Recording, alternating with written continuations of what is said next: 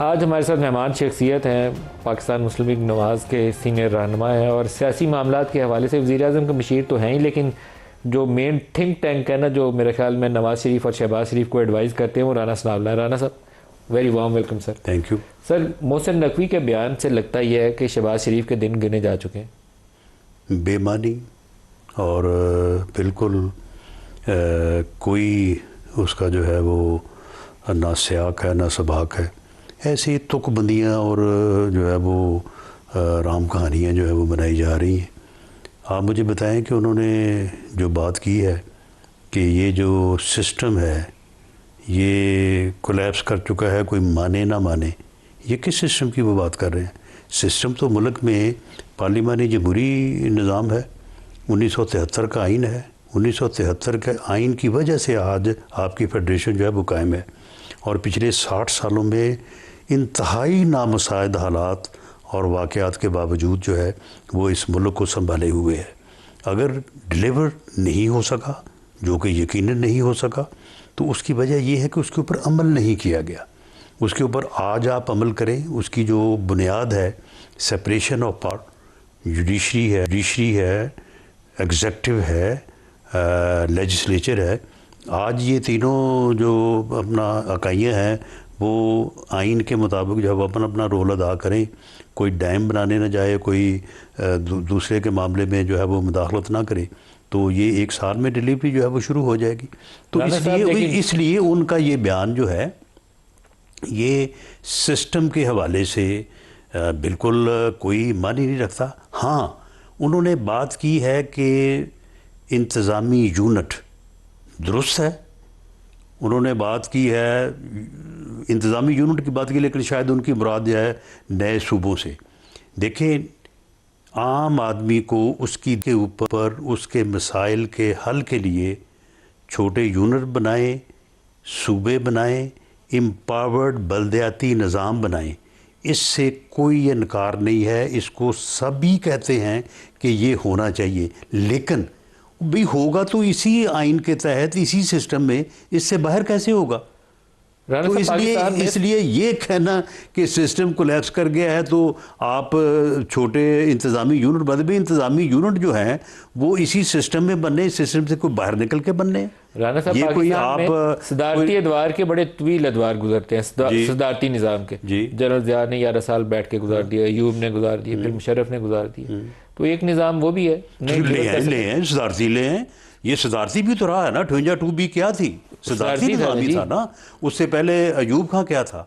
मामला ये है कि हमारे बड़ों ने, हमारे बुज़ुर्गों ने 1973 के आइन को जब बनाया, उस वक्त बड़ी डिटेल्ड डिस्कशन हुई और फिर कंसेंसस के साथ वो इस नतीजे पे पहुँचे कि इस मुल्क के लिए पार्लिमानी जमहूरी निज़ाम जो है वो बेहतर है। अगर आज कंसेंसस ये होता है कि जी इसमें इसको दरमियान में कर लें, पार्लिमानी अपना जमहूरी निज़ाम और सदारती निज़ाम के दरमियान में कर लें। अगर आप कहते हैं कि नहीं प्रेसिडेंशियल निज़ाम की तरफ झुकना है, उस तरफ झुक जाएं। लेकिन मामला यह कि रहना तो इसी में है ना सर। सदारती निज़ाम में आप जो दौर गुजरे हैं, सुन लेना, डेमोक्रेटिक सिस्टम में रहना है ना। या तो ये आप कहें ना कि जी जो है वो आपने आमरीत लानी है। आमरीत जो है वो या शख्सी हो सकती है या जमाती हो सकती है।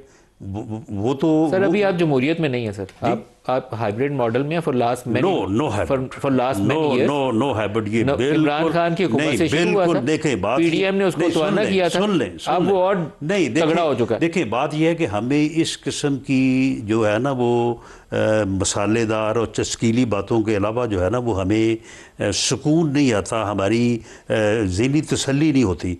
मैं समझता हूँ कि अस्करी और सियासी क़यादत का आपस में बाहमी इज़्ज़त के साथ, एहतराम के साथ मुल्क के मामलात को चलाना जो है, उसका नतीजा है कि आपकी आज पूरी दुनिया में इज़्ज़त है। आपने मार्का हक जीता है, आपने पूरी दुनिया को जो है वो डिप्लोमेसी के ज़रिए जो है वो आप अमन देने वालों में आपका नाम है। तो मामला ये है कि इसको आप हाइब्रिड कह दें, इसको आप ये कह दें कि जी बस जो है वो नहीं सुनते, वो नहीं मानते, ऐसा कोई मामला नहीं है। इंतहाई इज्जत और एहतराम रहना चाहिए। ये हाइब्रिड प्लस प्लस है, सिर्फ हाइब्रिड नहीं है, हाइब्रिड प्लस प्लस नहीं। प्लस प्लस से क्या मुराद है? ये हाइब्रिड हाँ, क्या वो कौन क्या कैसे? वही सिस्टम है जिसकी आप नुमाइंदगी कर रहे हैं। कैसे आप बताएं? कैसे? मुझे बताएं ना, कोई दे आप मिसाल। ऑपरेट कैसे करते हैं? नहीं, कोई दे मिसाल। आपकी 26वीं 27वीं तरमीम कैसे पास हुई थी? हाँ जी, कैसे पास हुई है? बताइए, आप बताइए। हाँ, उसकी जरूरत आजम नजीर तारड़ साहब के पास मुसव्वदा लास्ट मोमेंट तक पूरा नहीं था। देखें, बात ये है कि किसी चीज़ को उसकी हकीकत में लेने की बजाय जो है वो सिर्फ एक उसको एक लच्छेदार उधर अंदाज में जो है वो ढालने से, आप मुझे बताएं कि ये 26 और 27वीं तरमीम जिसमें आप कहते हैं कि जी अदलिया का जनाब भट्ठा बैठा दिया गया है, अदलिया को जनाब जो है वो जेरे ज़मीन कर दिया। अदलिया क्या करती रही है पिछले 10 अब आपने अदलिया के साथ नहीं क्या किया? नहीं, तो अदलिया ने क्या किया इस मुल्क अब आपने अदलिया के साथ अदलिया ने क्या किया इस मुल्क के साथ? वही जो अदलिया आपने ने अदलिया के साथ किया। नोटिस के तहत इस मुल्क की जो है वो एग्जीक्यूटिव का भट्ठा नहीं बैठाया। बिल्कुल दुरुस्त है। तो फिर क्या होना था? आपने उसका भट्ठा बैठा दिया। फिर यही होना था। तो आपने बदला लिया उसको? नहीं, कोई बदला नहीं लिया। आपने अभी कोई अपने बदला नहीं लिया। कोई कहा, देखिए बात सुने, कोई बदला नहीं लिया मेरे साथ। आप नहीं, सुन लें, आप इस एक मौजू पे आप पढ़े लिखे और एक रीजनेबल बात करने वाले जो है वो सहाफ़ी और एंकर हैं। मेरे ऊपर आप इस बात के ऊपर जो है वो बेट लगा लें कि पहले जब अदलिया में इंडक्शन जो है वो on the recommendation of the judiciary होती थी, वो भी गलत था। जब उससे पहले गवर्नमेंट की रिकमेंडेशन, वो भी गलत था। आज जो जुडिशल कमीशन है वो एक बैलेंस्ड जो है वो तरीक़ाकार है, वो एक डेमोक्रेटिक तरीक़ाकार है। वहाँ पे जुडिशरी भी है, वहाँ पे बार भी है, वहाँ पे सिविल सोसाइटी भी है, वहाँ पे गवर्नमेंट भी है, वहाँ पे अपोजिशन भी है। डोमिनेट हुकूमत करती है। नो डोमिनेशन आप करते हैं। No domination. और मुझे जजेस की अपॉइंटमेंट में सुन ले चलें, उसके जो 13 मेंबर हैं, आप मुझे बताएं उसमें गवर्नमेंट कैसे जजेस की नहीं, वो आप नहीं कैसे डोमिनेट करती? आपकी डोमिनेशन, सुन लेना, आपकी डोमिनेशन और रिकमेंडेशन तैनाती के अंदर मुझे उसके ऊपर इतराज नहीं है। कोई बात नहीं, नो डोमिनेशन। नहीं, आपकी government is equal in number with the judiciary. नहीं, वो आपकी बैलेंस जो है मर्जी से सिविल सोसाइटी के पास है, बार के पास है, अपोजिशन के पास है। आप ही की डोमिनेशन, नो डोमिनेशन। और जजेस की तैनाती में हुकूमत की डोमिनेशन पे मुझे कतन कोई इतराज नहीं है। मुझे इतराज है जो आपने सुप्रीम कोर्ट और आईनी अदालत के जरिए आला अदलिया के साथ किया। मुझे मैं ये लफ्ज इस्तेमाल नहीं करना चाहता कि अगर कोई ऐसा कहता है कि जुडिशल कमीशन जो है उसमें गवर्नमेंट की डोमिनेशन है, उसकी आप जो तरतीब है उसमें, हाँ निकाल कितने जज हैं? 6। किस में? जुडिशल कमीशन में। अच्छा, 6 जजेज हैं। आप बताएं गवर्नमेंट के कितने हैं? बताइए। 5। और 12वां अपोजिशन के 2 और बार काउंसिल, सिविल सोसाइटी का 1। सिविल सोसाइटी का 1 जो है वो गवर्नमेंट के 5 में शामिल है। गवर्नमेंट की बार काउंसिल है जी, बार काउंसिल का 1। किसके नंबर हो गए पूरे? नहीं, बार काउंसिल जो है वो गवर्नमेंट के साथ है। आप ही का नुमाइंदा अटॉर्नी जनरल कैसे भाई? आपके ख्याल में आपके खिलाफ वोट नहीं, अटॉर्नी जनरल शामिल करके 5 है। सुन ले, अटॉर्नी जनरल 1, आपकी उसमें सुन तो ले मेरे भाई।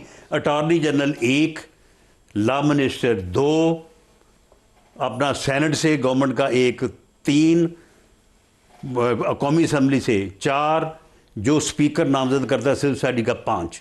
ये 5 हैं गवर्नमेंट के। और जजेस जो हैं, छठा बार काउंसिल। बार काउंसिल का आप गवर्नमेंट में कैसे डाल रहे हैं? वो आप ही का, आप मेरा कैसे? अटॉर्नी जनरल की मर्जी के बगैर वो वहां बंदा आता ही नहीं है। भाई वो बार जितनी आपने वोटिंग कराई है सारे में वोटिंग में खुदा का नाम ले, आप तो ये बात ना करें, आपसे ये बात अच्छी नहीं लगती।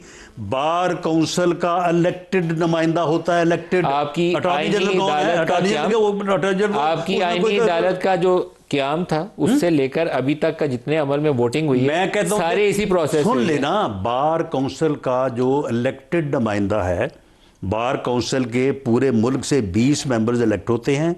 वो 20 मेंबर जो है वो कंसेंसस अपने में से 1 को भेजते हैं।